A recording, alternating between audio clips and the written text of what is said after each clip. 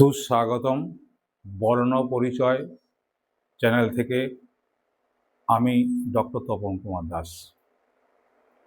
আজ আমি নবম শ্রেণীর দ্বিতীয় সামেটিভের একটা বিষয় নিয়ে আমি পাঠদান করব, যেটা ধাতু বিষয়ে পাঠদান। আমরা এই বিষয়টা আমাদের শুধু নবম শ্রেণীর নয়, অষ্টম শ্রেণীর ছাত্রছাত্রীদেরও কাজে লাগবে। তো ধাতু বিষয়ে পাঠদান, এখন সবার আগে আমাদের ভাবতে হবে যে আমাদের বাংলা ব্যাকরণে এই ধাতু বিষয়টা কি।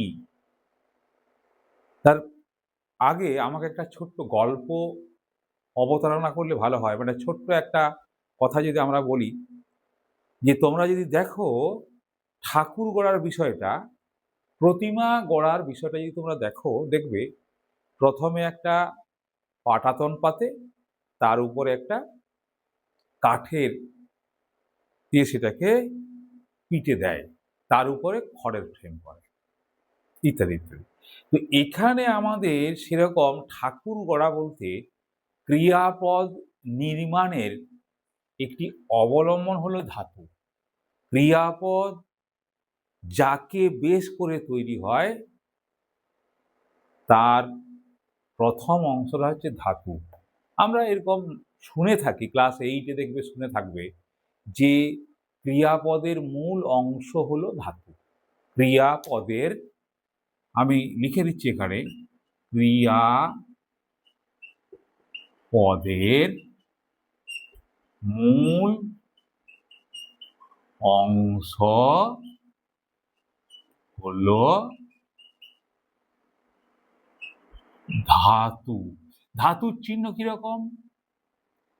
এরকম। যাই হোক, এটা একবারেই সংক্ষিপ্ত, বিষয়টা সংক্ষিপ্ত।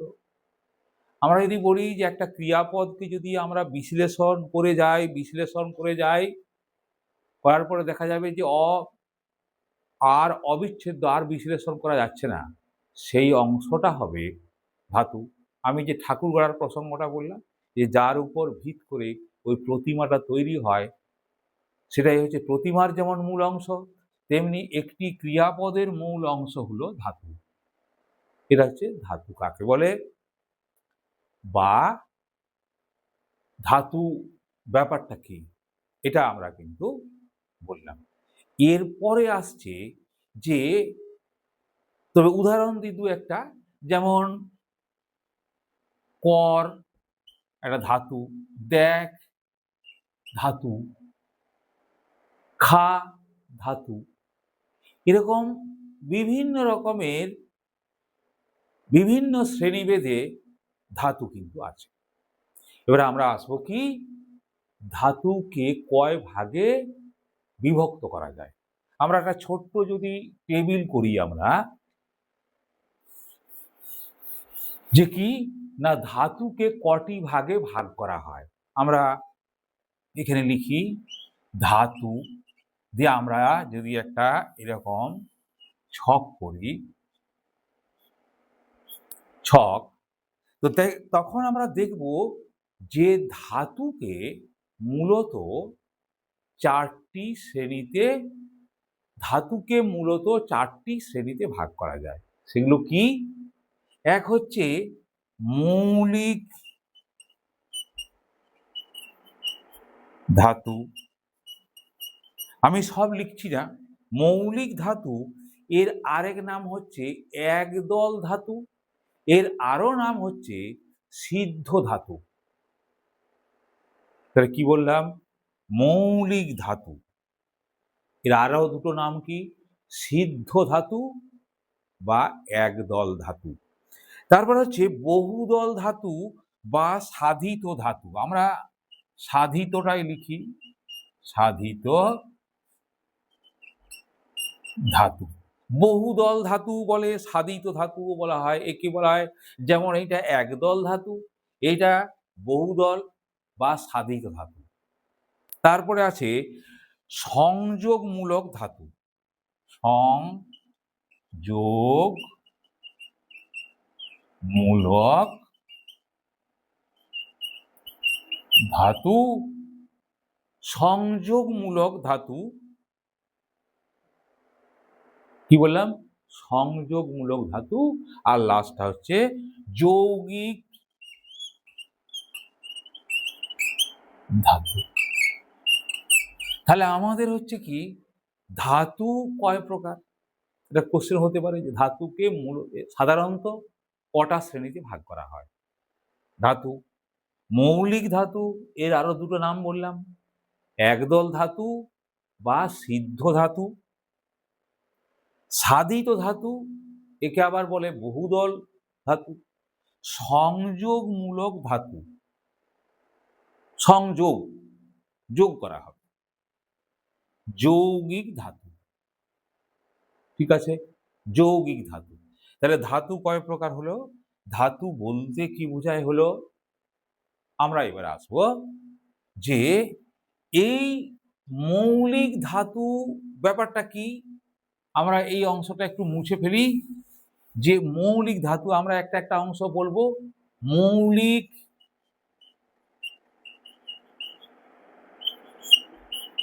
ধাতু, মৌলিক ধাতু মানে আমরা বুঝতে পারছি বা সিদ্ধ বা একদল, এগুলো যেমন ধরো কর, কর, কর, দেখ, দেখ, পর, পর, এইগুলোকে একদল বা মৌলিক ধাতু বলে।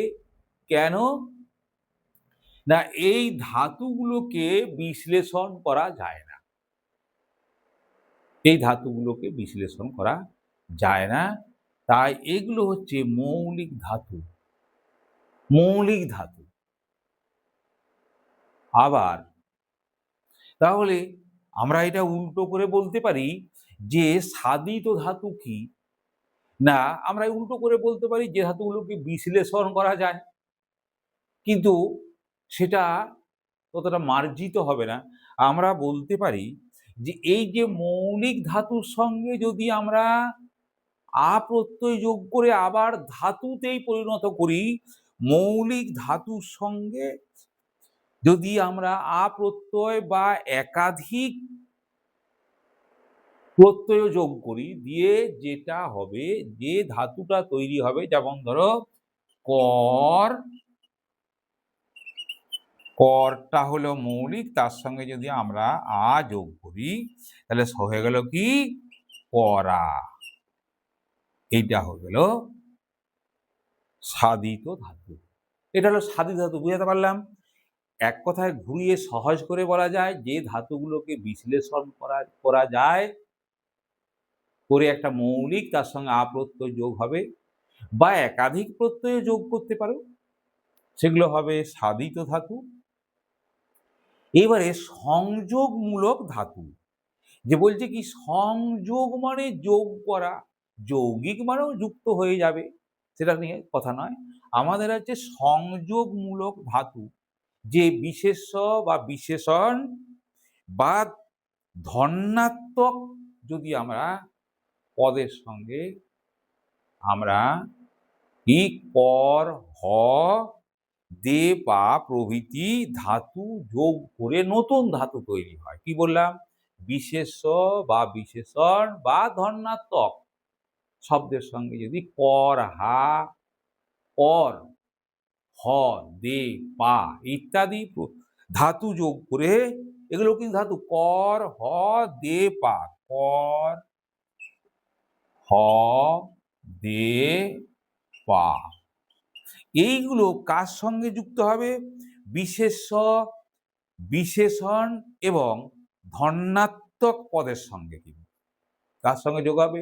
বিশেষ্য যোগ হতে পারে, বিশেষণ হতে পারে, ধন্যাত্মক পদের সঙ্গে যদি এই ধাতুগুলো যুক্ত হয়, তাকে বলা হবে কি সংযোগমূলক ধাতু। যেমন ভোজন কর, শান্তি দে, দুঃখ পা, দুঃখ পা। তাহলে কি বললাম? যে বিশেষ্য বিশেষণ বা ধর্নাত্মক পদের সঙ্গে যদি কর, হ, দে, পা এই ধাতুগুলো যোগ করে যে ধাতুটি তৈরি হয় তাকে বলা হয় সংযোগমূলক ধাতু। ঠিক আছে, এরপরে যৌগিক ধাতু মানে যোগ করতে হবে। এটা আবার একটা মজার ব্যাপার। ইয়া, আমি এখানে এটাকে পরিষ্কার করে বলছি। দেখো, যে যৌগিক ধাতু ব্যাপারটা কি? যৌগিক ধাতু ইয়া বা ইতে, ইয়া বা ইতে, ইয়া বা ইতে যোগ করা, এগুলোকে বলা হয় প্রত্যয়। ইয়া বা ইতে প্রত্যয়ান্ত অসমাপিকা ক্রিয়ার সঙ্গে যদি আমরা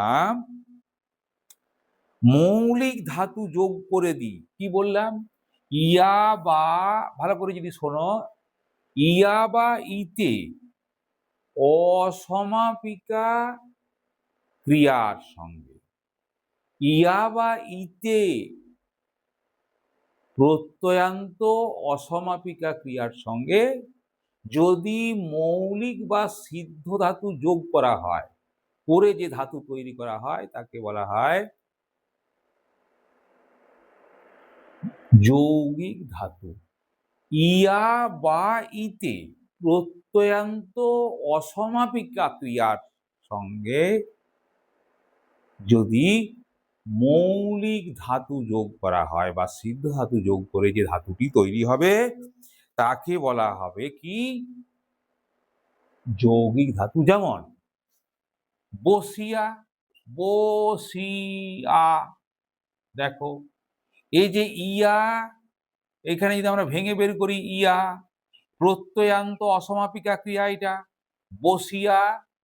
এবার একটা মৌলিক ধাতু যোগ করে দাও, বসিয়া পর, বসিয়া পর। আরেকটা যদি আমরা লিখি কাটিয়া হেল, দেখো ইয়া, ইয়া হয়ে গেল কাঠ যুক্ত ইয়া। তাহলে ইয়া বা ইতে প্রত্যয়ান্ত অসমাপিকা ক্রিয়ার পরে যদি এই মৌলিক ধাতুগুলোকে যোগ করে যে ধাতু তৈরি করা হয় তাকে বলা হয় যৌগিক ধাতু। সংযোগমূলক ধাতু কি না, আমাদের মৌলিক ধাতুর সঙ্গে যদি আমাদের বিশেষ্য বা বিশেষণ বা ধর্নাত্মক শব্দের সঙ্গে যদি আমরা এই কর, হ, দে, পা যোগ করেই দিয়ে যে ধাতু তৈরি করা হয় তাকে বলা হয় সংযোগমূলক ধাতু।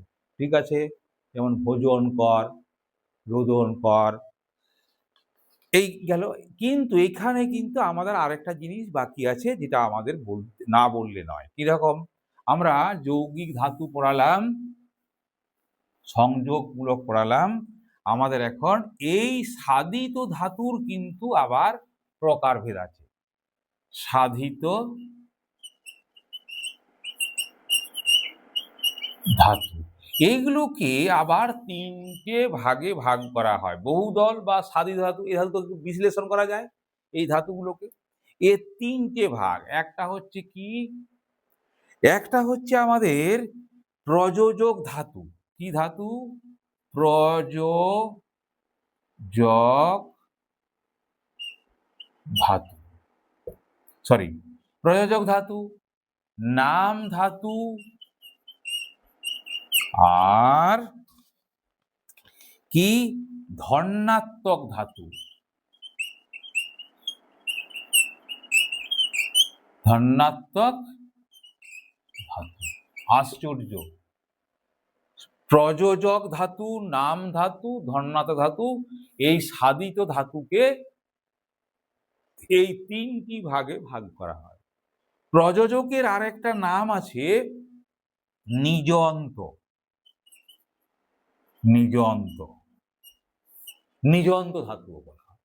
প্রযোজক ধাতুর আরেকটা নাম আছে নিজন্ত ধাতু। নাম ধাতু ধন্যাত্মক ধাতু, খুবই সহজ। প্রযোজক ধাতু বিষয়টা কি না, আমাদের যে সবসময় ভাববে যে মৌলিক ধাতুর সঙ্গে তুমি যদি আ প্রত্যয় যোগ করো দিয়ে করানো বুঝায়, তাহলে কি হবে না, যেমন ধরো খা যুক্ত আ সমান সমান খাওয়া, খাওয়া। প্রযোজক ধাতু বা নিযন্ত ধাতু, প্রযোজক ধাতু বা নিযন্তক ধাতু। যেমন আরেকটা উদাহরণ দিই, দেখ যুক্ত আ সমান দেখা, দেখা, ঘোরা। অর্থাৎ এখানে যদি আমরা বলি অন্য এমন একটা ধাতু তৈরি হবে অন্যকে দিয়ে করানো হয়, এটা গেল। নামপদ, বিশেষ নামপদ বা বিশেষ্য পদ বা বিশেষণ পদের সঙ্গে যদি আ প্রত্যয় যোগ করা হয়, নামপদ বিশেষ্য পদ ও বিশেষণের সঙ্গে, নামপদ যেগুলো নামপদ, পদ দুই প্রকার মূলত, নামপদ আর ক্রিয়াপদ। নামপদ বিশেষ্য পদ বা বিশেষণ পদের সঙ্গে যদি আ প্রত্যয় যোগ করে যে ধাতুটা তৈরি হয়, যেমন ঘুম যুক্ত আ, ঘুম, সরি যদি আমরা এটা লিখি হাত যুক্ত আ সমান সমান হাতা, হাতা। দেখো নামপদের সঙ্গে যোগ হয়েছে হাতা। নাম পদ বা বিশেষ্য বা বিশেষণ সঙ্গে আ প্রত্যয় যোগ করে যে ধাতু তৈরি হয় তাকে বলা হয় নাম ধাতু। ধন্যাত্মক ঠিক ধন্যাত্মক পদের সঙ্গে যদি আ প্রত্যয় যোগ হয়, ধন্যাত্মক, যেমন সন সন থেকে আ প্রত্যয় যোগ করলে সন সন যুক্ত আ সমান সমান সন সনা, ঝনঝন যুক্ত আ ঝনঝনা। অর্থাৎ এই ধন্যাত্মক পদের সঙ্গে যদি আ প্রত্যয় যোগ হয়, ধন্যাত্মক প্রকরণ যুক্ত যে শব্দগুলো, অর্থাৎ ধ্বনির অনুকরে যে পদগুলো তৈরি হয় তাকে ধন্যাত্মক পদ বলে, তার সঙ্গে আ প্রত্যয় যোগ হলে তাকে বলা হয় ধন্যাত্মক প্রত্যয়। বোঝা গেল সাধিত ধাতু। তাহলে আমরা আজকে পাঠদান করলাম ধাতু বিষয়ে। ধাতু হচ্ছে ক্রিয়ার মূল অংশকে ধাতু বলে, বা কোনো একটা ক্রিয়াকে যদি আমরা বিশ্লেষণ করি দেখব ওটাকে শেষ অবধি আর বিশ্লেষণ করা যায় না, অর্থাৎ ওই ক্রিয়াপদের যে মূল অংশটা সেটা হলো ধাতু। ঠিক আছে, ধাতু। এবারে ধাতুকে বলেছিলাম যে চারটে ভাগে ভাগ করা হয়। এক হচ্ছে মৌলিক ধাতু, দুই হচ্ছে সাধিত ধাতু, তিন হলো সংযোগমূলক ধাতু, চার হলো যৌগিক ধাতু। মৌলিক ধাতু বললাম কি না, যে ধাতুগুলোকে বিশ্লেষণ করা যায় না, পর, দেখ, খা, কেমন। সাধিত ধাতু আমরা বললাম উল্টো দিক থেকে যদি বলা যায়, যে ধাতুগুলোকে বিশ্লেষণ করা যায় সেগুলোকে বলা হয় সাধিত ধাতু বা বহুদল ধাতু বলা যেতে পারে, কেমন। যেমন আমরা বলি যদি কর যুক্ত আ, করা, সাধিত ধাতু। আবার ওই সাধিত ধাতুকে তিন ভাগে ভাগ করা যায়, প্রযোজক ধাতু, নাম ধাতু আর ধন্যাত্মক ধাতু। প্রয়োজক আর আরেকটা নাম আছে নিযন্ত। তারপরে আসে সংযোগমূলক ধাতু, আমরা বললাম বিশেষ্য বিশেষণ। এইগুলোর সঙ্গে যদি আমরা আমরা কি না ধন্যাত্মক পদের সঙ্গে বিশেষ্য বিশেষণ বা ধন্যাত্মক পদের সঙ্গে পর, হব, দে, পা ইত্যাদি প্রত্যয়গুলোকে যোগ করা, ধাতুগুলোকে যোগ করা হয়, দিয়ে যে ধাতু তৈরি হয়, যেমন ভোজন কর, শয়ন কর। তারপরে হচ্ছে যৌগিক ধাতু, যোগ করে, যৌগিক ধাতু। যৌগিক ধাতুতে আমরা কি বললাম? ইয়া বা ইতে প্রত্যয়ান্ত অসমাপিকা ক্রিয়া। দেখিয়া, এটা ইয়া প্রত্যয়ান্ত অসমাপিকা ক্রিয়া। তার সঙ্গে কি বললাম? না, যদি একটা মৌলিক ধাতু ওর সঙ্গে যোগ করা হয়, যেমন বসিয়া, এটা ইয়া প্রত্যয়ান্ত অসমাপিকা ক্রিয়াপদ। তার সঙ্গে একটা মৌলিক ধাতুকে যোগ করতে হবে। বসিয়া পর, কাটিয়া ফেল। বোঝা গেল? যৌগিক আমরা বললাম সংযোগমূলক ধাতু। এরপরে এখানে একটা আমরা ক্লাস 8 এ একটা জিনিস আমরা পড়েছিলাম, তোমাদের মনে পড়ছে কিনা? প্রশ্নটা হয় যে ক্রিয়াপদ কিভাবে গঠিত হয়? খুব সহজ জিনিস। না, ধাতুর সঙ্গে প্রত্যয় বা বিভক্তি যোগ করে যে পদ তৈরি হয় তাকে বলা হয় ক্রিয়াপদ। তাহলে আমরা ধাতু বিষয়ে আলোচনা করলাম, ধাতু বিষয়ে আমরা পাঠদান করলাম। এইটা আমাদের দ্বিতীয় সামেটিক পরীক্ষায় নবম শ্রেণীতে আছে, আমাদের মধ্যশিক্ষা পর্ষদের সিলেবাসে। আবার এই ধাতু সম্পর্কে বা ক্রিয়াপদ কিভাবে গঠিত হয় এই বিষয়টা কিন্তু আমাদের কোথায় আছে? না, অষ্টম শ্রেণীতে আছে, যে ধাতুর সঙ্গে বিভক্তি বা প্রত্যয়যুক্ত সব প্রত্যয় যোগ করে যে পদ তৈরি হয় তাকে ক্রিয়াপদ বলে। তাহলে আমাদের একটা সামাপ করা যেতে পারে যে ধাতু বলতে কি বোঝো, সেখানে আমরা বলতে ক্রিয়াপদ কিভাবে গঠিত হয়। ধাতুকে কটা ভাগে ভাগ করা যায়? 4টে ভাগে। মৌলিক বা সিদ্ধ ধাতু, সাধিত ধাতু, সংযোগমূলক ধাতু, যৌগিক ধাতু। সাধিত ধাতুর 3টে ভাগ: সংযোগমূলক ধাতু, সংযোগ প্রয়োজক ধাতু, নাম ধাতু, ধনাত্মক ধাতু। ঠিক আছে, আজকে এই পর্যন্ত। আমার সমস্ত ছাত্রছাত্রীকে আমি এই বিষয়টা বোঝাবার চেষ্টা করলাম। তোমরা বারবার দেখো এবং তোমাদের মধ্যে বারবার শেয়ার করবে, সাবস্ক্রাইব করবে। এটা আমার ছাত্রছাত্রীর কাছে, আমার বন্ধুর কাছে অনুরোধ। যদি ভালো লাগে কমেন্টস করবে, লাইক করবে। ধন্যবাদ।